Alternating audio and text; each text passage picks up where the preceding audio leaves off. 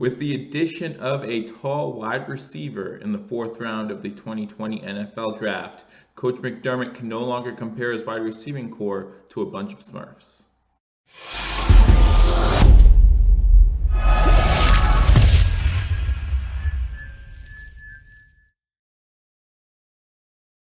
Ladies and gentlemen, welcome to Billievers Talk. My name is Joe, and welcome to this 2020 NFL Draft Player Profile Edition of Billievers Talk, where we take a look at all of the 2020 Buffalo Bills draft picks and we break them down for you. Guys, day 3 is still going on, but I wanted to keep you up to date on the most recent Buffalo Bills draft picks. Before we do that, however, I want to remind everyone, if you haven't already subscribed to Billievers Talk, be sure to subscribe for continual Buffalo Bills news. We will continue to keep you up to date on the 2020 NFL Draft and continue to keep you up to date on all things Buffalo Bills and Buffalo sports. So hit that subscribe button. After you hit that subscribe button, you want to hit that notification bell. YouTube will notify you when we post new content. After you do that, while you're here, hit that thumbs up button and leave a comment. Let me know what you think about the Buffalo Bills.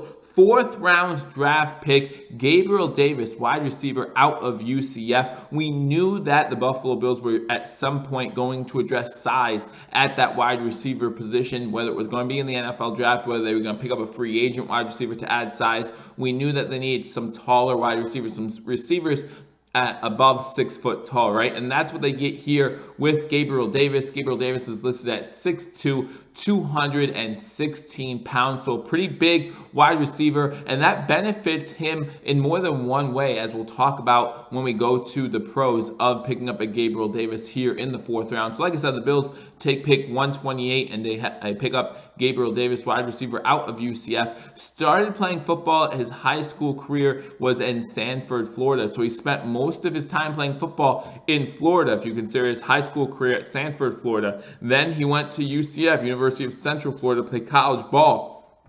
Obviously, he needs to get ready for a little bit of a climate change, right? If you talk about going from UCF, going from Florida up to Buffalo, it might seem okay come August, but I promise you during the months of October, November, December, he's going to be facing some weather that he really hasn't been used to living in the state of Florida. So we'll see how that affects him as a wide receiver moving forward. Leave it in the comment section. Do you think the weather pattern change? Do you think the weather change is going to affect how someone plays a position like wide receiver? I think that they'll have him ready to go. They'll have enough practices in those cold weather to have them ready come game time. But it's going to be interesting to see if it does have an effect on him. Again, if you're used to that Florida weather, coming up to Buffalo, going to be a little bit different. He was named a two-time first-team All-AAC player while he spent 3 years at UCF. So in 3 years, he was listed two-time first-team All-AAC. He has 23 career receiving touchdowns, which is second most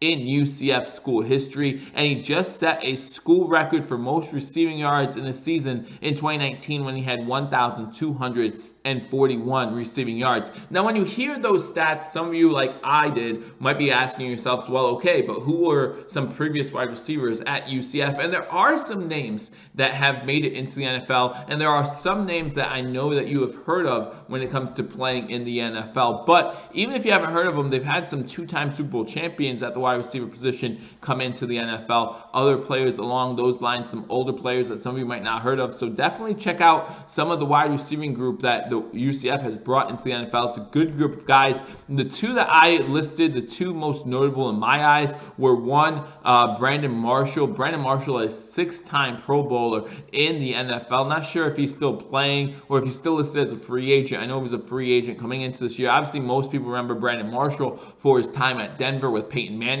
Was one of the better wide receivers at that time in the NFL, and that's why he was a 6-time Pro Bowler. Another wide receiver, a notable name that was just drafted 2 years ago, I believe, by the Baltimore Ravens, Brashad Perriman. Brashad Perriman now, of course, with the Tampa Bay Buccaneers, has a new quarterback going to throw him that ball, and he has been making a name for himself there in Tampa Bay. So those are two of the notable wide receivers when you think about UCF wide receivers that have played in the NFL. Hopefully, in 2 or 3 years, we can add a guy like Gabriel Davis's name to that list, and he's able to contribute for the Buffalo Bills. So let's take a look at Gabriel Davis's stats as a UCF Knight.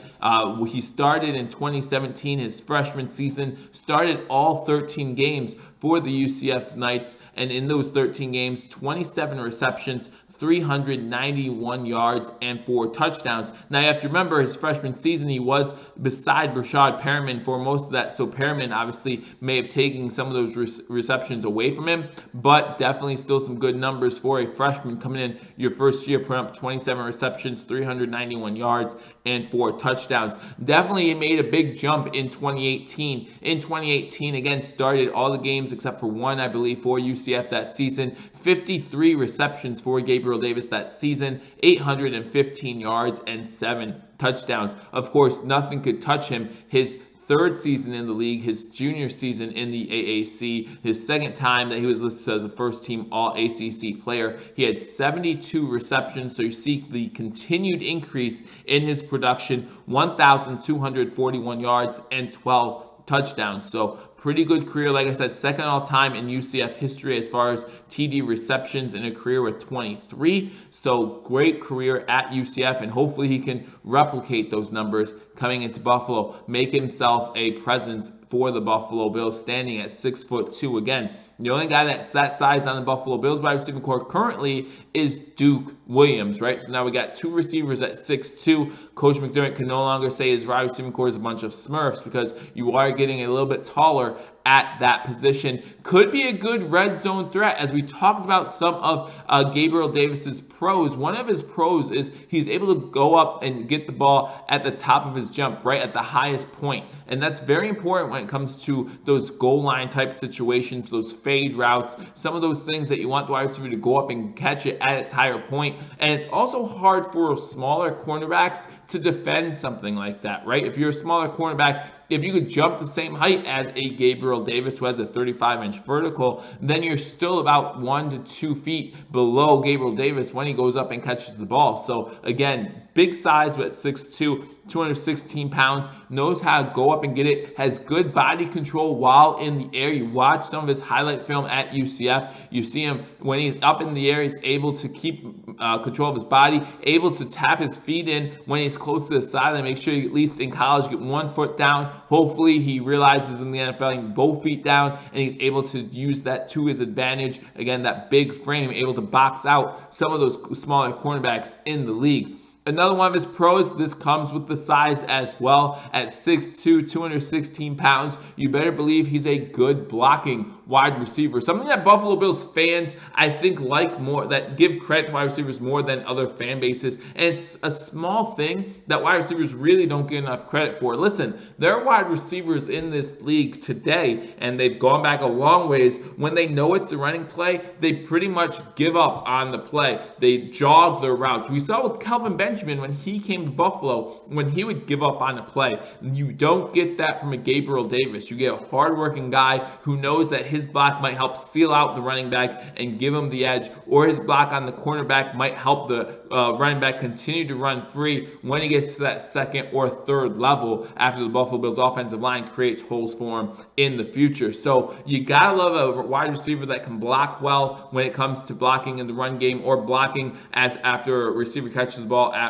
getting yards after the catch. You got to appreciate that when it happens. Another good thing about Gabriel Davis is he's great at tracking the ball down. If you watch a lot of his film, you'll see that he makes a lot of over-the-shoulder type catches. So when the ball's in the air, he's able to track it down well, which goes really well with the type of game that Josh Allen has. Josh Allen can throw a ball up and have faith that Gabriel Davis is going to go find it and go get it, and with his size and with his vertical leap, be able to make a play on a ball if Josh Allen throws it deep. We know Josh Allen sometimes gets in trouble making those overthrows. Well, with a guy like Gabriel Davis there, you might not have to worry about that as much, as he's good at tracking the ball once it's in the air and coming down with it, an over-the-shoulder catch. It's going to be fun to watch Josh Allen connect with Gabriel Davis some point during the season, whether it be in the preseason or whether it be in the regular season I like this pick a lot, guys. I hope you do too. Again, the wide receiver position, a position that we knew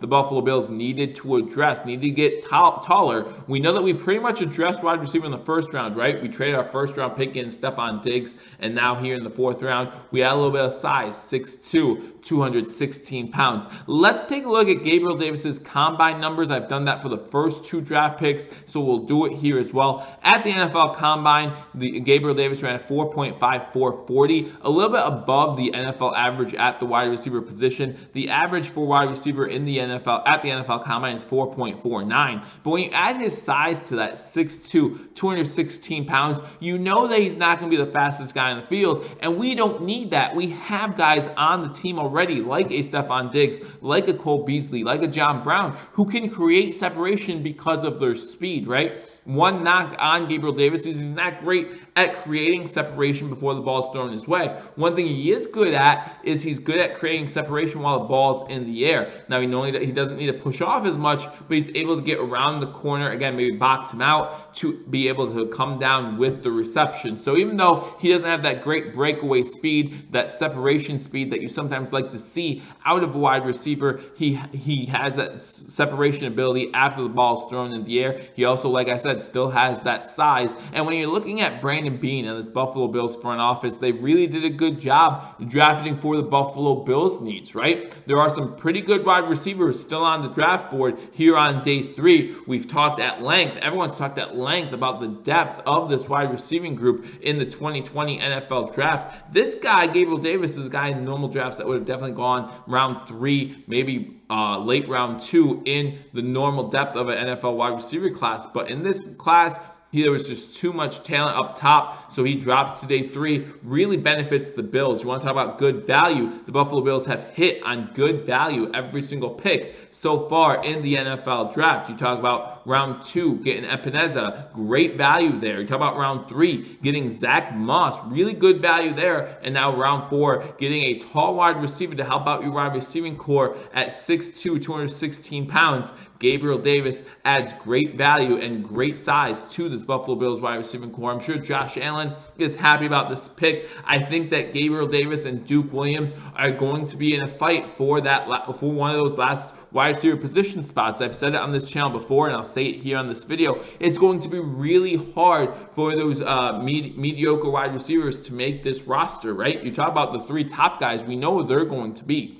Talk about Stephon Diggs. You talk about John Brown. You talk about Cole Beasley. We know, barring injury, their jobs are safe on the Buffalo Bills roster. Now, what you don't know is who are the other 2 or maybe 3 guys that the Buffalo Bills are going to bring onto that 53-man roster. You got a lot of wide receivers to choose from. You have Easley. You have Duke Williams. You have McKenzie. You have McLeod. You now have Gabriel Davis. And you have a couple more as well that are sitting there waiting to see if they will get a chance to be on the 53-man roster. I'd like Gabriel Davis. I like his chances to make the 53-man roster, maybe beat out Duke Williams for that spot. Let me know what you think in the comment section. Do you think that this was a good pick? Like I said, I love this pick. A taller wide receiver, something the Buffalo Bills need. Probably means we're not getting Colin Johnson, so we'll have to get over that a little bit. As most of you know, I was a huge fan of Colin Johnson out of Texas. However, it does add size to the wide receiving room, and he is a great, versatile player. Does well in the run blocking, which is always an underestimated part of a wide receiver's game. I love to see it. I hope you do too. Again, let me know what you think in the comment section as we continue to keep you up to date on the 2020 Buffalo Bills NFL Draft. I'll be on here probably shortly again with another video going over the next Buffalo Bills pick, but I look forward to doing that. I look forward to talking to you all soon. Until I do, go Bills.